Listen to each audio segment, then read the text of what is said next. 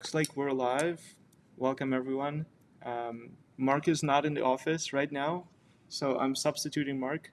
And as always, I'm here with Alicia. Let's wait until more people pop in. Um, and then, okay, so we have 14 people coming in, and more are coming in the next couple of minutes. How are you doing, Alicia? I'm doing well, Igor. It's been a busy few weeks, so I haven't seen people here for a little bit. Mark's been away, then I was away, and I'm back. So I'm glad to be here, and thank you, Igor, for stepping in and trying to manage this while things are a little bit up in the air. And yeah, it's been interesting because, of course, we had our express entry draw on August 15th on a no program specified basis, and the minimum CRS was 496, but it's been very quiet since then. So we'll see. Maybe they will do a draw this week, but it might not be until next week. Things have been a little bit crazy with immigration and rounds of invitations. So looks like things are in flux. Of course, a lot of people are trying to figure out what's going on with those new category-based draws and how that's going to affect the no program specified. And so far, it seems like it's pushing up and up and up the general CRS scores required for those no program specified. So Yeah. maybe we can, yeah, do a few shout outs here, Igor. Yeah, so we have Mohammed. Hello, Mohammed. We have Hassan from Lebanon. And ironically, we do have a couple of clients in Lebanon that we're actively working with. So shout out to you, Hassan. We have Irene from LinkedIn. And then we have an unidentified LinkedIn user that says there should be immigration control in Canada. Um, then we also have Sathwik, and we have more questions coming in. So, Alicia, do you want starting answering those questions, or there are some other updates that you would want to share before we dive into Q&A section?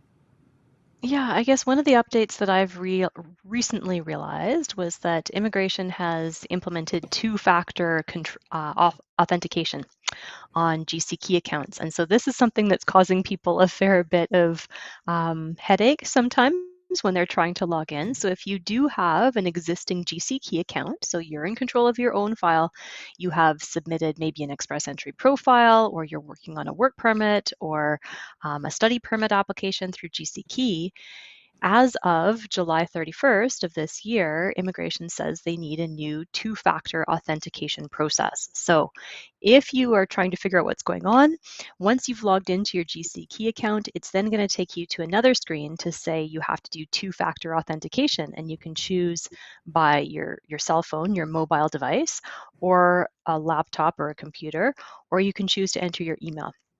And so some people have been struggling with this. I've seen that sometimes those authenticator apps are causing people a bit of problems.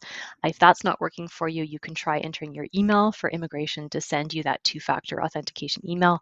And then hopefully you should be able to access your GC Key account and create your application or modify your Express Entry profile. So just keep that in mind. That's something that's happened just recently. So the last month, it's been a bit of a problem for people to try to access their accounts, but it is possible. You just have to go through an additional security step with immigration. And Alicia, I don't know if you've noticed, there's been about 10 different GCK accounts that we've been assisting people with creating in the last week. And it's only today that I first saw that they actually prompted the mandatory GCK two-factor Yeah. authentication. I didn't see that happening yesterday. No, It seems like it's random. yeah. I mean, the notification has been on the website on the login page for GC Key, but I haven't had it as a mandatory thing. You're right. It only happened this morning. And my clients were struggling to try to get what authenticator app and through which organization. And some of them you have to pay for. And immigration says only do reputable authenticator apps. And so I'm assuming that people will be struggling with this now. Yeah, and I think with the client that I've been working with, we just decided to opt in with email as the Hmm. easiest way to have that code sent to. But just going through the pain and struggling of setting up security passwords twice for the GCK account, for RCC account, then getting confirmation code once when you create the GCK account, a confirmation code when you when you set up your two-factor authentication, this is painful, and hopefully people don't stress out too much when going through this process, because it's technically supposed to take just once. Yeah, and you're right, Igor. I would be careful. The client that I was helping this morning first tried to do that authenticator app, and it wasn't working. They kept trying to get the codes, and then some of the authenticator apps were saying that it was only free for 3 days, and then it would charge you. And immigration said only use reputable ones, so they were saying maybe the Microsoft authenticator or a Google authenticator, but the codes didn't seem to be working. And so we also went back to immigration emailing you, and that's where they were able to get their code, and it was a bit of a more straightforward process. But immigration says recommended on the mobile app authenticator. So just be careful. If you're having a hard time and struggling with this, you could try that email authentication process, and hopefully that will solve the issue for you too. So Yeah, and speaking on this topic, there's been at least a couple of clients that we have been assisting recently. Most of their immigration problems arose because their GCK account was revoked. So, Alicia, do you think this two-factor authentication will result in more revocations because people mess up with the two-factor authentications, or it will reduce the number of revocations? What are your thought about that? anytime they do something that's unforeseen or a little bit more difficult, I suspect that people are going to get it wrong because it is confusing. It's not super straightforward.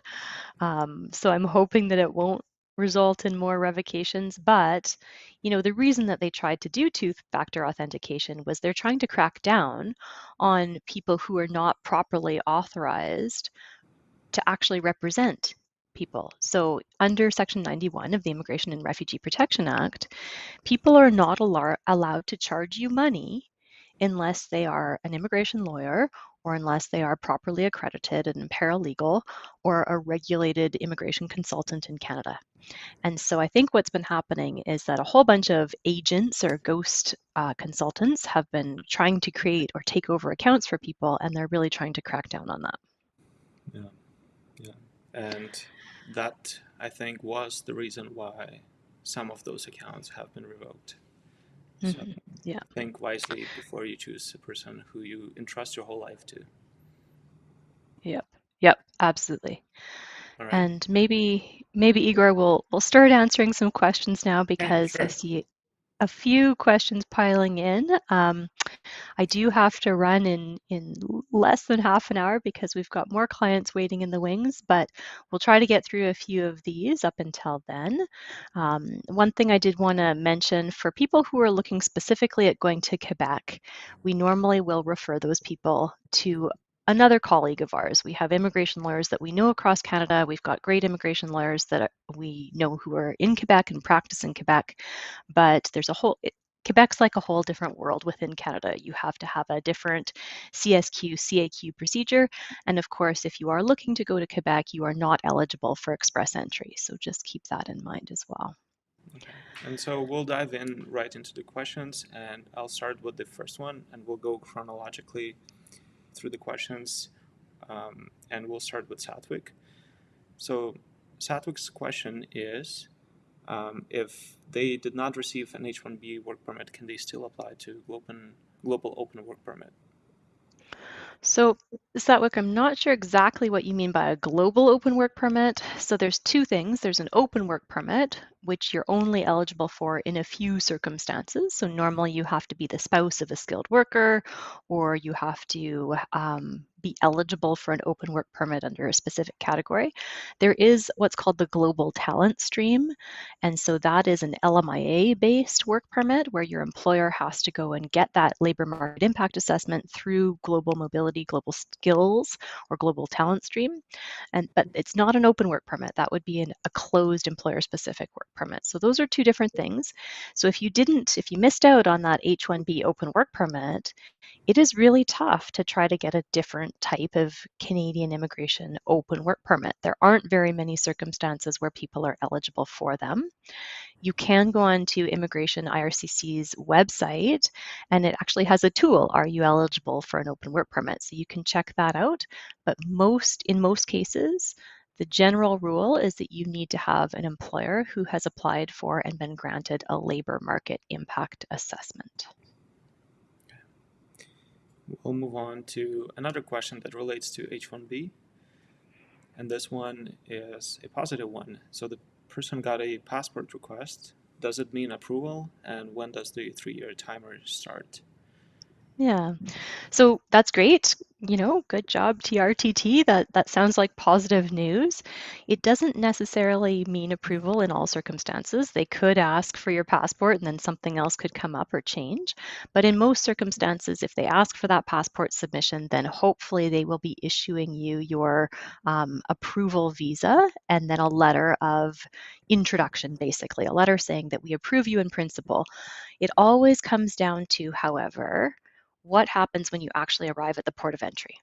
So if they do issue you that approval letter and they've sent you the work permit visa in your passport once you've submitted it, the clock doesn't start ticking yet. It only is an active valid work permit if you travel to Canada, you apply at the port of entry, an officer is going to ask you more questions. Everything still needs to be accurate and valid in your account. You still need to meet the eligibility requirements for the H-1B Canada work permit in order for them to issue you your work permit. And when they issue you that work permit, that's when your validity period should start. Okay, perfect. We'll move on to the next one, and this one is from Micah, and she says, what should be entered in the expert entry profile if she took the IELTS test? Is it the raw score or the CLB equivalent? And Micah, it should be the score results that you see on your test, and the system will do the conversion and calculation automatically. Exactly, Igor. Yeah. Perfect. So, Alicia, I'll skip several questions and we'll move on to the super chat from Sanchit. And he says, hey guys, been working in a rotational position, 2 weeks on, 2 weeks off for 14 months, pilot, for 160 hours a month in Canada. How do I claim full 1,560 hours, Alicia? How would you normally approach the calculation here? Yeah. And so pilots are tricky. Nurses and doctors who work shift work are tricky. You basically need to make sure that you're being honest in your express entry profile and that you are writing a letter of explanation about anything that's a little bit out of the ordinary if you get that invitation to apply and you're filling out your electronic application for permanent residence. I'm assuming, Sanchit, that you are employed by some sort of aviation industry employer. And so if you are employed the whole time, then you can say, yeah, this is my start date. I'm currently working in this position, and the number of hours that I work is X, right? So you can say on an average month, here's how many hours I work. And as long as that's accurate, it's okay to put in the profile. If you are not working for one employer and you've been working for a bunch of different employers, then you have to be really careful because any period of unemployment or any period where you are not getting regularly paid, you can't put on your express entry profile as a period of work. So, Sanjit, I'd recommend that you book a consult and we can talk to you specifically about your case and exactly how many employers and how many hours, and are there gaps in your employment history, or have there been gaps where you're not getting paid at all? Because you want to be really careful to make sure that you're not misrepresenting your employment, because anything that you put into your work history is going to calculate towards your express entry points, either under CEC or FSW. Okay, perfect. I'll move on to the next question that came in a chronological order from Peter. And his question is split between two messages. So, first one, he says, I obtained a police clearance certificate after leaving my home country in 2022, and he was in Canada since then. And then the second message reads that if he goes back to his home country in Slovakia this year just to see his family for 2 or 3 weeks, would he need to renew his police clearance certificate? And the general rule of thumb is as soon as you return back to the country where you requested a police certificate from, that police certificate is invalidated. So you would need to request another one after you leave the country. So if you were to travel to Slovakia for 1 day only and then come back to Canada, you would need to request a new one. Okay. Yeah, exactly, Igor. And police certificates or problems with police certificates are one of the key reasons that people get their express entry applications refused. So be really careful if you had a valid police certificate in the past, but now you've gone back to your home country, make sure to get a new one. Yeah, and follow the instructions on the RCC website precisely, and follow the procedure for requesting the police certificate, the right police certificate. Because for some countries, it's not one police certificate, it's actually two reports that you have to collect. For example, in Australia. So make sure you don't miss out any essential element of that police certificate. Okay, we'll move on to the next one from Marco, and he asks if the reference letters have an expiration date. Alicia. And so, Marco, the reference letters themselves are going to be dated whatever date your employer has written them. And sometimes, for some people, it's just not possible for them to get an updated employment letter or a reference letter from a prior employer because maybe that company has folded or gone through bankruptcy proceedings, or there's different managers that are there that don't remember you as an employee. So sometimes it's not possible to get an updated employment reference letter, in which case you might have to use an old one. But you're going to want to be careful to make sure that you have proven to immigration that you did work in that job, and that if an immigration officer were to call the person on your reference letter, that somebody would answer the phone and confirm that you worked in that job. So if you have an old reference letter, what I would often suggest to people is contact the company, say, look, I'm applying for immigration. It's possible that somebody might contact you. Is there another person, an HR manager or a supervisor that they can talk to who has current contact information, who can write an updated letter? And then also just make sure that you're being careful to provide your pay stubs, your tax documentation from your period of work at that company, so you've got strong evidence to show you actually worked there. Amazing. Okay, Alicia, I have another message from TRTT. That's the person who got a passport request, and he gives a shout out to Mark for his live Q&A videos on H1B, and thanks to Mark, he could fill out his application. So we'll pass that on to Mark as soon as he's back to office, and thank you so much. And we'll move on Yeah. to the next question from Jay, and this one is also express entry related. So while the PR application is in process and the ITA was received in French category-based draw, can an applicant work in a NOG different from the NOG mentioned in the PR application? And how does the client inform RCC about the change? Mm-hmm. And so, Jay, it's difficult to provide any sort of advice. I can provide some general information on this.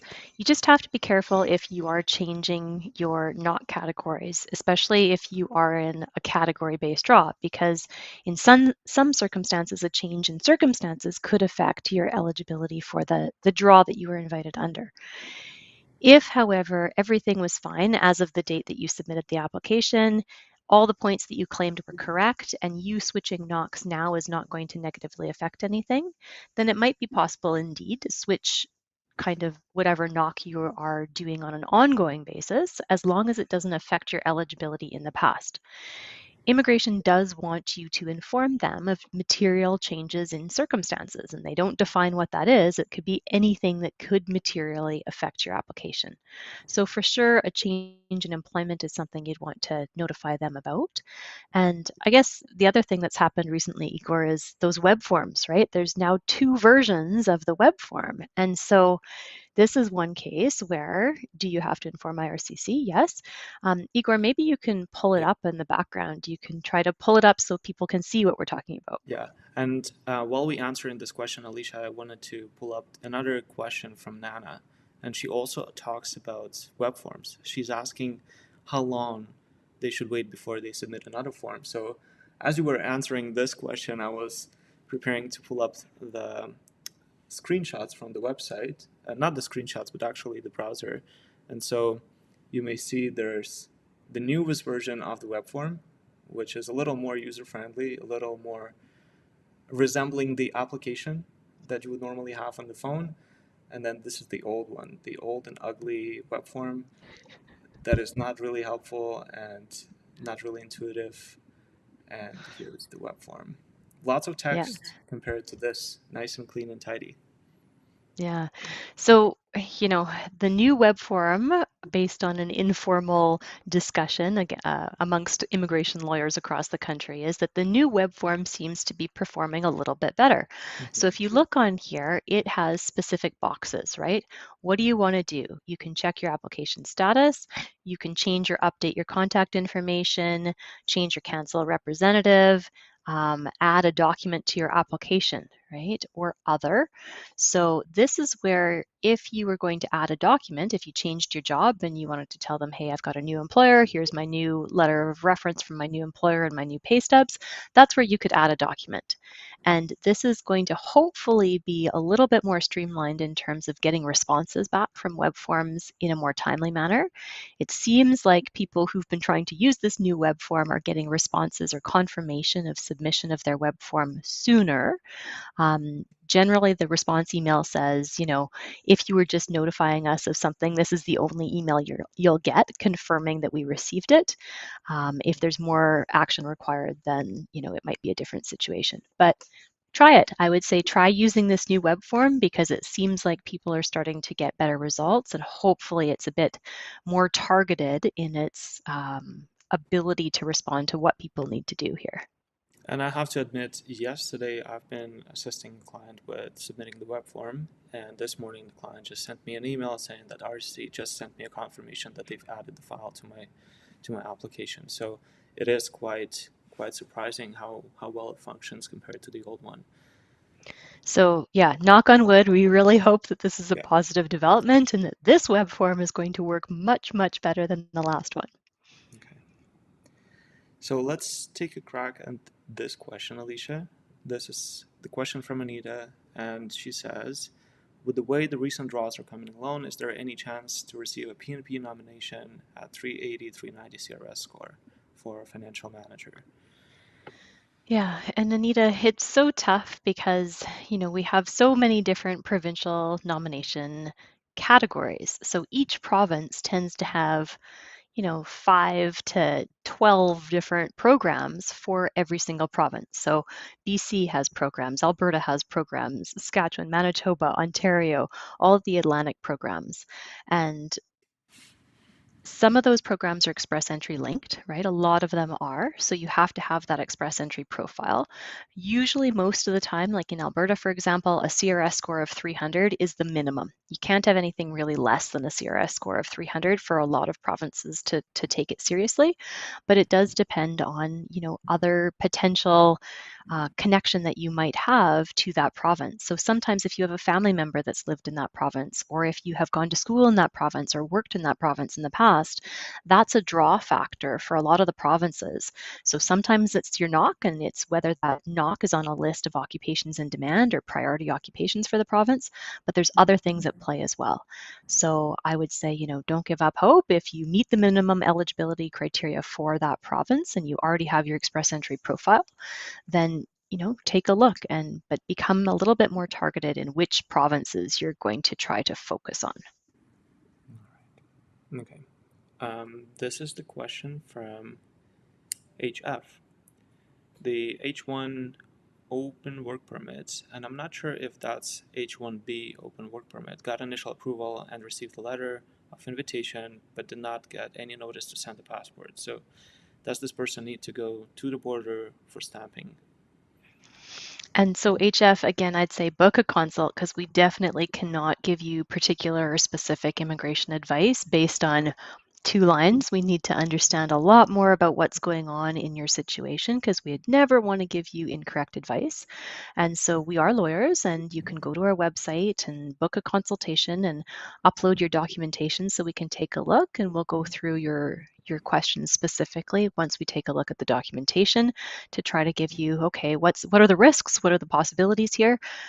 It's possible in general, sometimes people don't need a new visa, right? If you've had a visa to Canada in the past, it might be that they didn't request a visa because you already have one.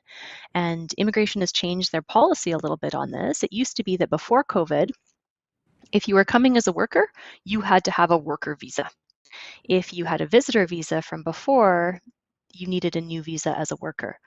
Recently, I've seen that immigration seems to be changing their policy a little bit. So if you had a visitor visa before and you're applying for a work permit now, sometimes they're saying a visa is a visa. It doesn't have to be a work visa versus a TRV visa.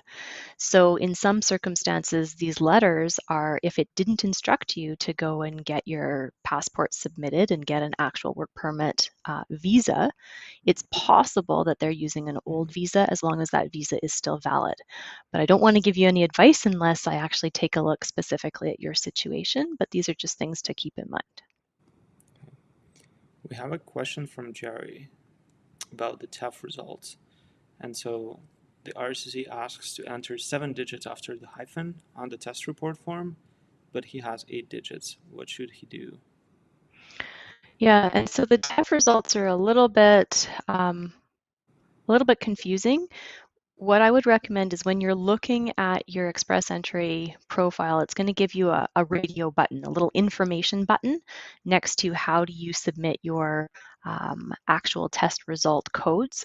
And so take a look at that and expand that radio button because it'll tell you where on that TEF report you're going to be pulling your codes, the numbers and the letters from. Yeah, and Alicia, here's the screen. Let me just change this to this document. One moment, sorry. Okay, so this is a test report form. It's redacted. It's the test report form that we provide in our Express Entry course, and you technically are looking at this section right here. So it is possible that they've changed the numbering convention that they use on the test, but we would definitely recommend that you check the instructions from the guide on how to properly enter the information. Mm-hmm. All right, so we have a question from Sam. Sam had an expired Express Entry profile and received a UCI number. Is it the same UCI number that RCC asks at the EAPR stage? Because the format is not the same. Yeah, and that's a good question, Sam. It's something that comes up a lot for different clients over the years, but those CAN and then the temporary file numbers, they're temporary file numbers, and so they're associated with a particular Express Entry profile. Your unique client identification number should stay the same the entire time throughout your application process. So whether you did a visitor visa 5 or 10 years ago, or a study permit, or now you're doing a work permit or an Express Entry, your UCI should always be the same on all of those documents that get issued to you. So that temporary one that starts with CAN, that's not your real UCI. I know that when you look at your Express Entry profile, they do associate it. They kind of say that it's UCI, but it's not your permanent UCI. Yeah, and normally UCI has two numbering conventions. It could be 4 digits hyphen 4 digits, or it can be 2 digits hyphen, and if I'm not mistaken, it should be 3 digits and then 4 digits or something like this. So it doesn't have CAN in front of it. No. Okay, we have GD, G2D2 saying hello from Tunisia, and then Bapwa asking if there is going to be another French category-based draw soon. What do you think, Alicia? Well, maybe. I mean, they did have the one August 2nd, and they had a small number of people, right? So there's only 800 invitations issued. CRS was 435.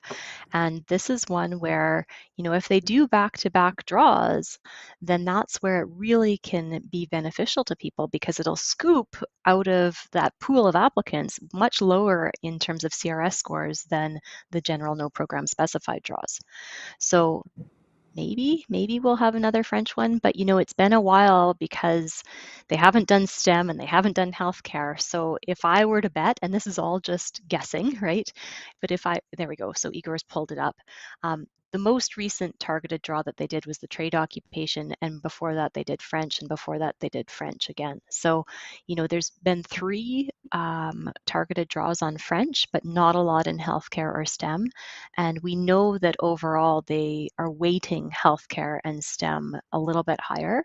And so my guess would be it's probably going to be a STEM draw or a healthcare draw that they would do on a targeted draw next. And that's just a guess.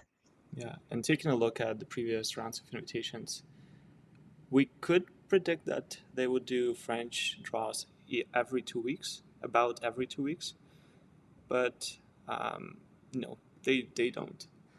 So we have one on July 7th and then July 12th. So less than about 5 days, right? And then we have another one, which is almost a month later. So how fast, how soon they're gonna do another draw, we cannot predict for French categories, but Yeah. they for sure reassess their needs as they move along. Yeah. Okay. We have a question from Shubham, and he says that his wife has a visa rejection from US, but he received an H-1B open work permit. So what would be the best way for her to join him in Canada? Yeah. And And so Shibam, same thing. Anything like this, anything where you're asking a very specific question that's really just based on you and your family and your situation, book a consult. We're happy to talk with you. We do our best to try to provide general immigration information that's really good quality on this channel in order to try to help as many people as possible. But if you've got a specific question, please reach out and book a consult with us. Mhm. Yeah, and it's also probably important to mention that you better make sure that you disclosed her refusals when you listed her as a spouse, or disclosed all of your refusals, because you don't want to misrepresent, and that's one thing that you want to keep in mind at all times. Yeah. Now, if we go to the next question, or Alicia, you wanted to add something? I was just going to say, Igor, it's probably going to be our last question because Yeah. I've only got 2 minutes before my next client. Okay. So this person asks if he can submit bank statements through the web form if originally he provided only pay stubs and tax forms submitted for proof of funds as part of the H-1B open work permit application. And Taffy already sent 2 letter of explanations through the web forms. Yeah, and so Teffy, the nice thing about the H-1B open work permit category was it was technically under the Section 25 humanitarian and compassionate. It was a public policy outside of the normal rules. If this was express entry, I'd worry, right? Because express entry is ruthless and they don't give you any leeway at all. Because it was an H-1B public policy, you can try, right? There's no harm in trying. You might as well do your best to try. If you've done 2 web forms already, if you were using the old web form that we were talking about and you haven't used the new web form, try using the new web form to make sure that you're providing as accurate and thorough information as you possibly can. And I'd say try to use the new web form if your previous ones have gone unanswered. And Alicia, before we disconnect, I wanted to pull up another question because we received a super chat from Stephen Jean, but he sent his question a little bit earlier. So this one is interesting. Will out of status immigration status in US affect express entry application? Does Stephen need to go back to his own home country once he applies for the express entry? And I'm not sure if there is any person better than me answering this kind of question, because Stephen, I was in your shoes, exactly in your shoes. I was out of status in US and I got my express entry application approved. There are some nuances that we'd want you to be aware of, but this is something that we can discuss in a consult. So you can book a consult on our website and we can talk about your situation specifically. But technically, being out of status in US does not prevent you from applying for express entry as long as you are truthful and forthcoming with it.